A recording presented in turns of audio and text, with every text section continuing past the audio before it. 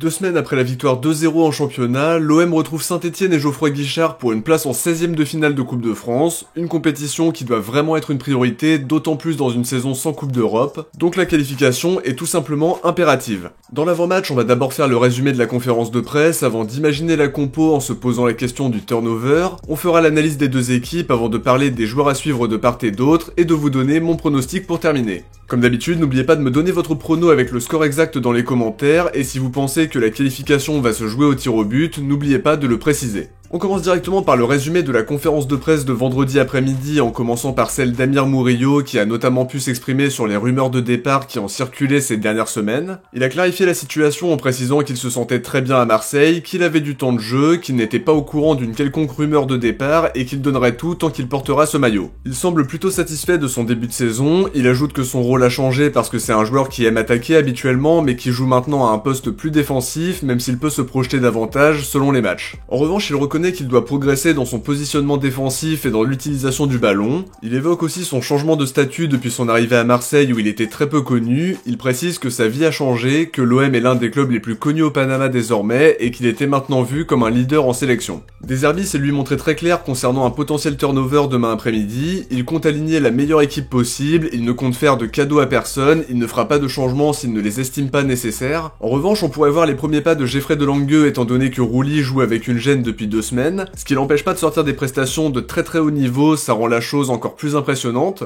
De Zerbi a laissé planer le doute mais il ne compte pas prendre de risque dimanche. Rabiot, on en a parlé dans l'épisode d'hier, il avait des symptômes grippaux vendredi donc on n'est pas sûr qu'il sera dispo demain. À côté de ça, De Zerbi explique qu'il est satisfait de son nouveau système en considérant que Kondogbia est l'un des meilleurs en termes de rendement, que Rongier apporte beaucoup d'équilibre à l'équipe et qu'il comptait déjà lui donner un rôle important avant même son retour, que Greenwood et Rabiot peuvent casser des lignes dans le secteur offensif, il est aussi satisfait de sa profondeur de banc en précisant que Koné, Harit, Nadir et Rowe peuvent jouer sur la ligne offensive. Il confirme pour autant que l'OM sera actif sur le marché des transferts cet hiver, qu'il y a eu une réunion avec tout le secteur sportif et qu'il leur a fait part de ses besoins. Par rapport à Jonathan Rowe, il explique qu'il s'investit beaucoup à l'entraînement mais qu'il doit montrer davantage pour lui prouver qu'il mérite de passer devant les titulaires. Et pour finir, il affirme que la Coupe de France est un vrai objectif pour l'équipe parce qu'on ne l'a plus gagnée depuis 89 et la finale d'anthologie contre Monaco dont on va reparler un petit peu plus tard. Il ne fait pas de différence entre la coupe et le championnat et c'est un discours qui me plaît vraiment beaucoup. On passe au focus sur la compo et pour le coup, si on en croit la déclaration du coach, on devrait voir plus ou moins la même équipe que sur les derniers matchs à 1 ou 2 détails près. Je m'attends à voir Delangue faire ses grands débuts à l'OM pour ménager Rouli qui ne serait pas à 100%. En défense, je resterai sur le trio Murillo, Balerdi, Kondogbia qui prend des automatismes match après match, avec Luis Enrique piston droit et Merlin à gauche. Au milieu, Højbjerg et Rabiot devraient enchaîner, mais l'incertitude concerne Rabiot qui était malade vendredi. Si son forfait se confirme, Koné et Nadir seront en balance pour le remplacer au milieu, même si j'ai la sensation que Nadir a les faveurs du coach sur les derniers matchs. Après, ça peut aussi être l'occasion de relancer Koné qui doit se contenter d'un temps de jeu assez faible jusqu'à présent. Offensivement, Greenwood débutera logiquement, mais j'aimerais qu'il soit associé à Wai qui a cruellement besoin de confiance et qui peut en engranger sur un match comme celui-là. De votre côté, dites-moi ce que vous pensez de ma compo, est-ce que ça vous semble cohérent ou alors est-ce qu'il faut faire un turnover plus important? J'attends vos avis en commentaire. On enchaîne sur l'analyse des deux équipes en commençant par celle de Saint-Etienne qu'on a déjà longuement évoquée dans l'avant-match d'il y a 2 semaines. Il n'y a pas grand chose qui a changé en termes de résultats. Ils ont perdu 2-1 contre Toulouse en se faisant dominer tout le match.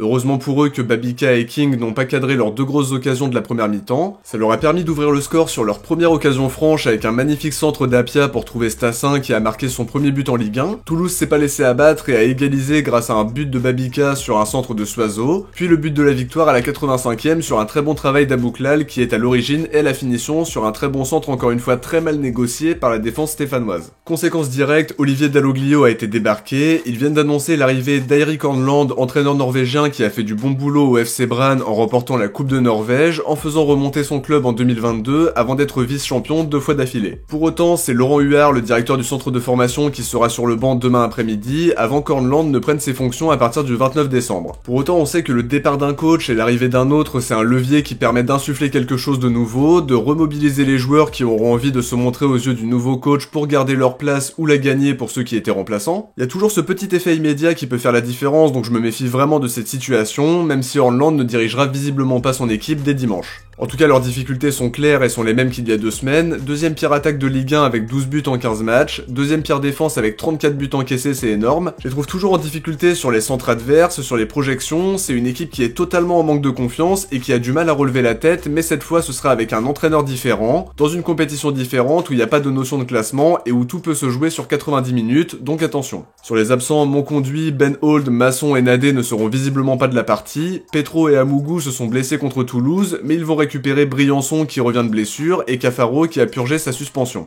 Côté marseillais, l'objectif est très clair parce que la qualification est tout simplement impérative. C'est une compétition où on se doit de bien figurer, ça fait partie intégrante de notre histoire avec 3 titres dans les années 20. On l'a gagné 2 fois dans les années 30, en 43, 69, 72, 76, et la dernière fois en 89 au terme d'une finale d'anthologie avec le triplé de Jean-Pierre Papin. Alors c'est une vraie anomalie de pas l'avoir gagné depuis, il y a eu les finales contre Paris et Sochaux qui nous marquent toujours, plus récemment celle de 2016 contre Paris mais le rapport de force était bien plus déséquilibré qu'en 2006, et encore plus récemment l'occasion en or qui a été totalement gâchée alors qu'on venait de sortir Paris dans un match fabuleux. Ça c'était pour le petit point historique, mais concrètement on attend beaucoup de cette édition 2024-2025, il y a un trophée à aller chercher et c'est d'autant plus important dans une saison sans Coupe d'Europe, donc j'attends vraiment l'équipe au tournant. La saison dernière on s'est fait sortir par Rennes au tir au but en 16ème de finale, c'était pas très glorieux, mais on espère que cette année l'OM va nous faire vibrer avec un très beau parcours. En tout cas la dynamique est rassurante avec 3 victoires et un match nul sur les 4 derniers matchs, l'équipe progresse et se rapproche de ce qu'attend Deserbi. La performance était vraiment bonne contre Saint-Etienne et le score aurait pu être beaucoup plus sévère sans un grand Larsonneur en face.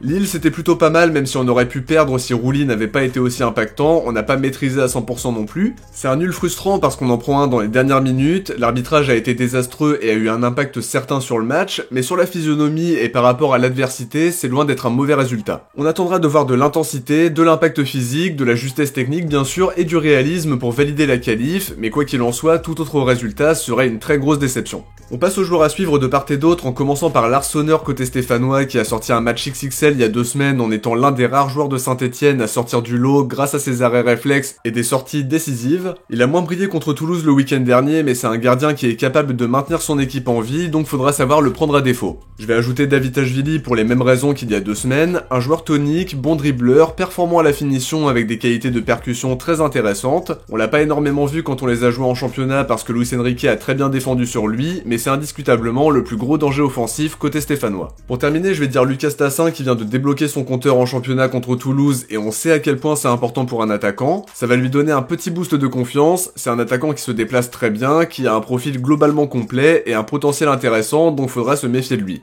Côté marseillais, je vais commencer par Geoffrey Delangue qui pourrait être titulaire pour la première fois depuis son arrivée. C'est un gardien qui a de bonnes qualités à la relance et qui peut sortir de très bons matchs sur sa ligne, même si en l'observant, j'ai trouvé qu'il n'était pas encore très régulier à ce niveau-là. À voir s'il sera très sollicité par les attaquants stéphanois, en tout cas je suis très curieux de le voir à l'œuvre sous le maillot de l'OM en match officiel. Je vais ajouter Luis Enrique qui enchaîne les matchs dans son couloir droit en montrant de plus en plus de confiance. Il a notamment fait un bon match à Saint-Étienne il y a 2 semaines en posant de gros problèmes défensifs à Davitashvili, on l'a dit un peu plus tôt. Je le trouve plus audacieux, de plus en plus juste techniquement et ce sera l'occasion pour lui de se montrer impactant une fois de plus. Je termine avec Eli Wahi que j'aimerais revoir titulaire même si Deserbi ne semble pas vouloir faire de gros changements demain après-midi. Peut-être qu'il n'est pas à 100% vu qu'il revient d'une petite blessure aussi. J'en parlais dans la compo, il a besoin de confiance. En face, la défense de Saint-Étienne est très loin d'être imperméable, donc c'est l'occasion de lui donner une nouvelle chance, mais à voir s'il pourra débuter. On termine avec mon pronostic et pour le coup, si on joue aussi bien notre jeu que lors du match d'il y a 2 semaines, on n'aura pas de problème pour se qualifier. Après, les joueurs de Saint-Étienne ont eu le temps de comprendre leurs erreurs et de remercier leurs gardiens pour avoir évité la catastrophe. Comme on l'a dit, ce sera un match différent dans une compétition où t'as pas besoin de faire de calculs, pas besoin de regarder le classement, donc c'est difficile de tirer des conclusions de part et d'autre. Pour autant, la confiance et la dynamique restent toujours très importantes, donc je vais miser sur une victoire marseillaise 4-1 pour valider la qualification en 16ème de finale et terminer l'année 2024 en beauté.